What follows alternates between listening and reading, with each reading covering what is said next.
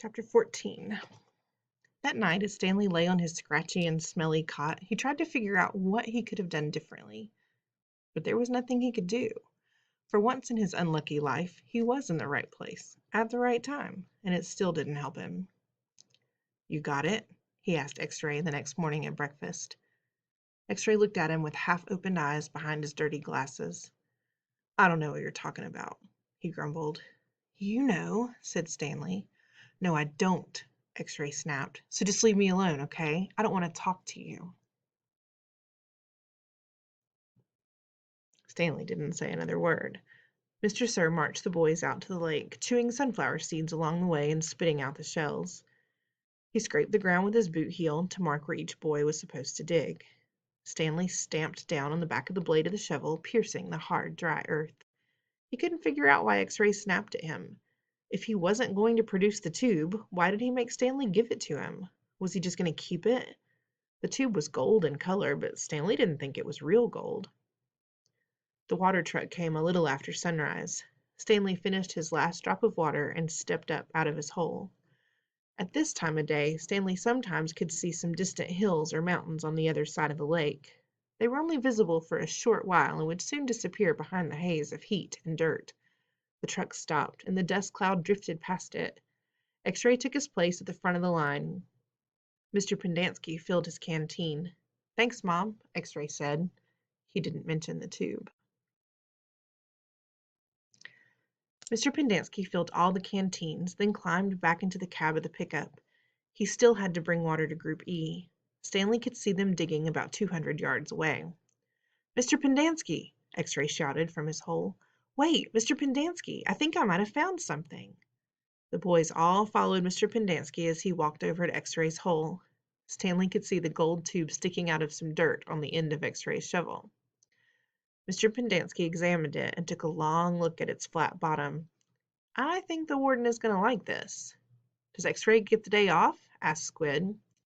"Just keep digging until someone says otherwise," Mr. Pendanski said. Then he smiled. "But if I were you, Rex, I wouldn't dig too hard."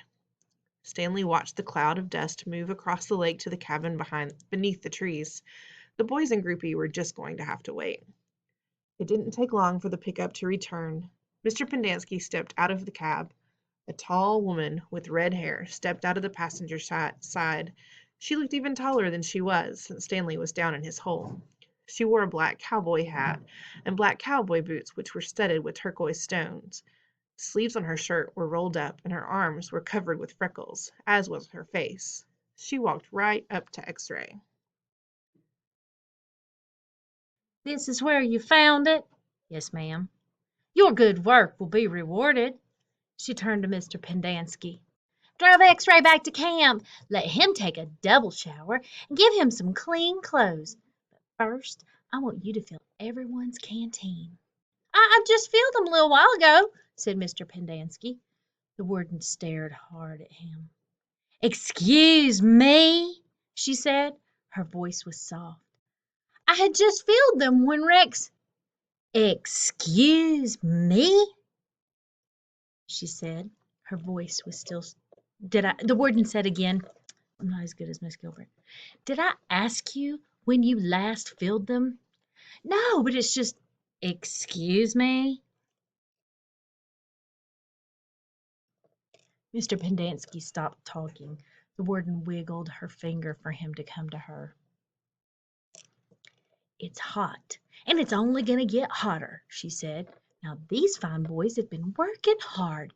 Don't you think it might be possible that they might have taken a drink since you last filled their canteens?"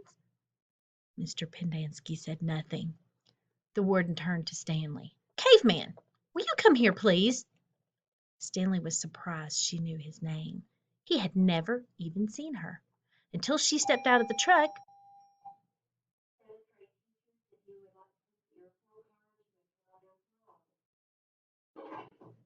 Until she had stepped out of the truck, he didn't even know the warden was a woman.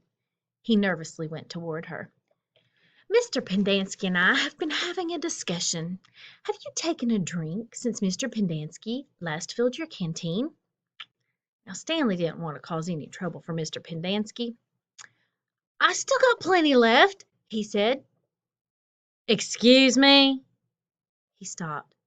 Yeah, I drank some.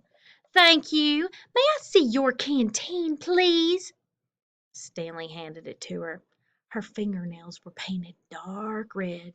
She gently shook the canteen, letting the water swish inside the plastic container. Do you hear the empty spaces? She asked. Yes, said Mr. Pendanski. Then fill it, she said. And the next time I tell you to do something, I expect you to do it without questioning my authority. If it's too much trouble for you to fill a canteen, I'll give you a shovel. You can dig the hole, and then Caveman can fill your canteen. She turned back to Stanley. I don't think that would be too much trouble for you, would it? No, said Stanley. So what will it be? She asked Mr. Pendanski. Do you want to fill the canteens or do you want to dig? I'll fill the canteens, said Mr. Pendanski. Thank you. Chapter 15. Mr. Pendanski filled the canteens. The warden got a pitchfork out of the back of the pickup. She poked it through X-Ray's dirt pile to see if anything else might have been buried in there as well. After you drop X-Ray off, I want you to bring back 3 wheelbarrows, she said. X-Ray got in the pickup, and as the truck pulled away, he leaned out the wide window and waved. Zero, said the warden. I want you to take over X-Ray's hole. She seemed to know that Zero was the fastest digger. Armpit and Squid, you'll keep digging where you have been, she said, but you're each going to have a helper. Zigzag, you help Armpit. Magnet, you help Squid. And Caveman, you'll work with Zero. We're going to dig the dirt twice. Zero will dig it out of the hole, and Caveman will carefully shovel it into the wheelbarrow. Zigzag will do the same for Armpit, and the same with Magnet and Squid. We don't want to miss anything. If either of you find something, you'll both get the rest of the day off, and a double shower. When the wheelbarrows are full, you are to dump them away from this area. We don't want any dirt piles to get in the way. The warden remained at the site for the remainder of the day, along with Mr. Pendanski and Mr. Sir, who showed up after a while. Occasionally, Mr. Sir would leave to take water to the other group of campers, but otherwise, he and the water truck stayed parked there. The warden saw to it that nobody in Group D was ever thirsty. Stanley did as he was told. He carefully looked through all the dirt dug up by Zero as he shoveled it into the wheelbarrow, though he knew he wouldn't find anything. It was easier than digging his own hole. When the wheelbarrow was full, he took it a good distance away before dumping it. The warden couldn't keep still. She kept walking around, looking over the boys' shoulders and sticking her pitchfork through the dirt piles.